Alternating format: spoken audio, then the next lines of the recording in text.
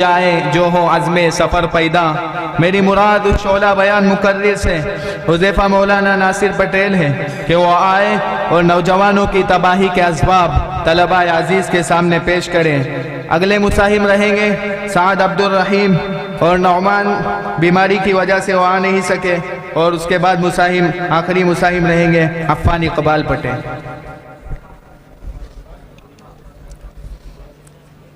الحمد لله رب العالمين، والصلاة والسلام على سيد الأنبياء والمرسلين محمد بن عبد الله الأمين وعلى آله وأصحابه أجمعين. أما بعد، فأعوذ بالله من الشيطان الرجيم. بسم الله الرحمن الرحيم. إنهم فتية آمنوا بربهم وزدناهم هدى وربطنا على قلوبهم إذ قاموا. صدق الله العظيم. نہ ادھر ادھر کی تو بات کر، یہ بتا کہ قافلہ کیوں لٹا، مجھے رہزنوں سے گلا نہیں، تیری رہبری کا سوال ہے۔ جناب صدر اور میرے محترم اساتذہ کرام اور میرے ہم نشین ساتھیوں، آج میرے تقریر کا عنوان آج کے نوجوانوں کے تباہی کے اسباب ہے۔ میرے دوستو، یہ بات ڈھکی چھپی نہیں ہے، بلکہ روز روشن کی طرح آیا ہے کہ اس وقت دنیا کی معزز ترین قوم شبنم کے قطروں کے مانند بکھری پڑی ہے، نہ ہی کہیں ان کے عزت و عظمت ہے، نہ ہی کہیں ان کا رعب و دبدبہ ہے۔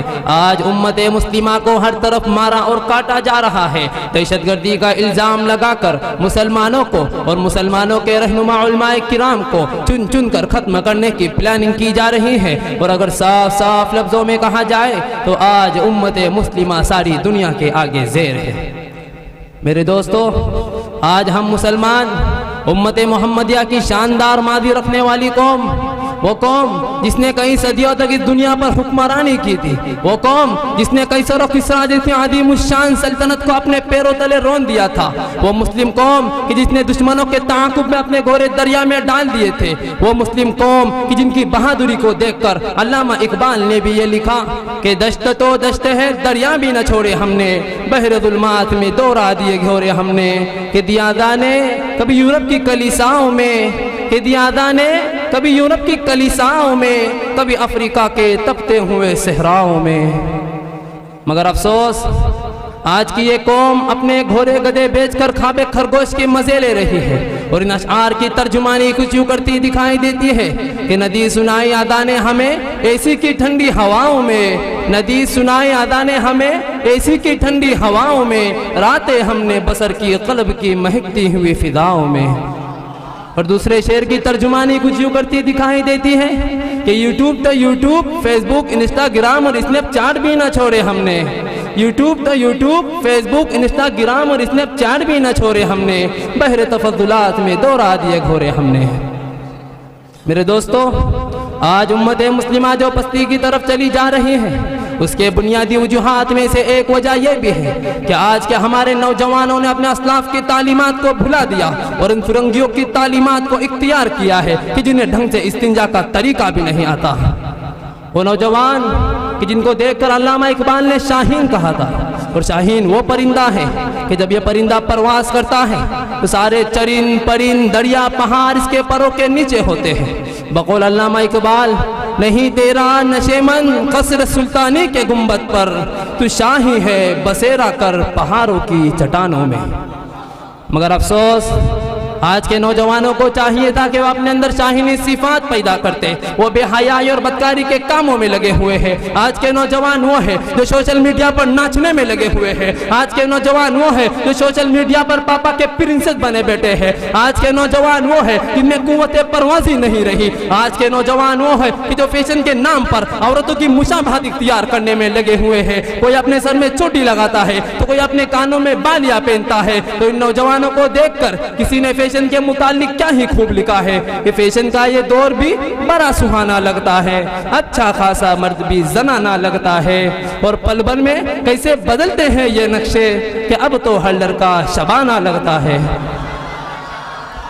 حضرات، کبھی نوجوان تھے کہ ان کی راتیں مصلی رسول کے پشت پر گزرا کرتی تھی، مگر آج کے نوجوان ہیں کہ ان کی راتیں نائٹ کلب میں گزرا کرتی ہے۔ کبھی نوجوان تھے کہ جن کی راتیں تبلیغ اسلام کے لیے وقف ہوا کرتی تھی، مگر آج کے نوجوان ہیں کہ ان کی راتیں انٹرنیٹ کے حوالے ہیں۔ کبھی نوجوان تھے جو راتوں کو اٹھ کر پروردگار عالم کو یاد کیا کرتے تھے، مگر آج کے نوجوان ہیں جو رات بھر سوئے بغیر اپنی گرل فرینڈ سے باتیں کرتے ہیں۔ کبھی نوجوان تھے کہ جن کے دل عشق رسول میں دھڑکا کرتے تھے، مگر آج کے نوجوان ہیں کہ ان کے دل فحشاؤں کے گھنگروؤں پر ناچتے ہیں۔ کبھی نوجوان تھے جن کے اندر حیا ہوا کرتی تھی، مگر آج کے نوجوان ہیں کہ ان کے اندر بے حیائی بڑی پڑی ہے۔ کبھی نوجوان تھے کہ جو اپنی اس جوانی کو اس امت کے خدمات کے لیے وقف کرنے کو فخر سمجھا کرتے تھے، مگر آج کے نوجوان ہیں کہ انہوں نے اپنی اس جوانی کو نشے جیسے حرام چیز کے حوالے کر دیا ہے۔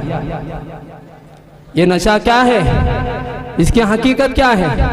کسی بیان کرنے والے نے نشے کی حقیقت کو کیا ہی خوب انداز میں بیان کیا ہے کہ گلاسوں میں جو ڈوبے پھر نہ ابھرے زندگانی میں، گلاسوں میں جو ڈوبے پھر نہ ابھرے زندگانی میں، ہزاروں بہ گئے ان بوتلوں کے بند پانی میں، نہ کر برباد اپنی زندگی اے نشے کے دیوانے، وہ کاٹیں گا بڑھاپے میں جو بوئیں گا جوانی میں۔ اسی وجہ سے میں اپنے نوجوان ساتھیوں سے کہنا چاہوں گا کہ نوجوانوں اپنی جوانی کی قدر کرو، اسے سوشل میڈیا پر ناچنے اور دیگر خرافات میں برباد مت کرو، کیونکہ تم ہی اس امت کا مستقبل ہو۔ اس لیے اپنے اندر وہ شاہینی صفات پیدا کرو کہ جو ہمیں مرد مومن کے اعلیٰ درجے پر فائز کرے۔ آخر میں ایک شعر پر اپنے تقریر کو ختم کرتا ہوں کہ حماموں کبوتر کا بھوکا نہیں میں، کہے باز کی زندگی زاہدانہ، جھپٹنا پلٹنا پلٹ کر جھپٹنا، لہو گرم رکھنے کا ہے ایک بہانہ، پرندوں کی دنیا کا درویش ہوں میں، کہ شاہی بناتا نہیں آشیانہ، کہ شاہی بناتا نہیں آشیانہ، وما علینا الا البلاغ المبین۔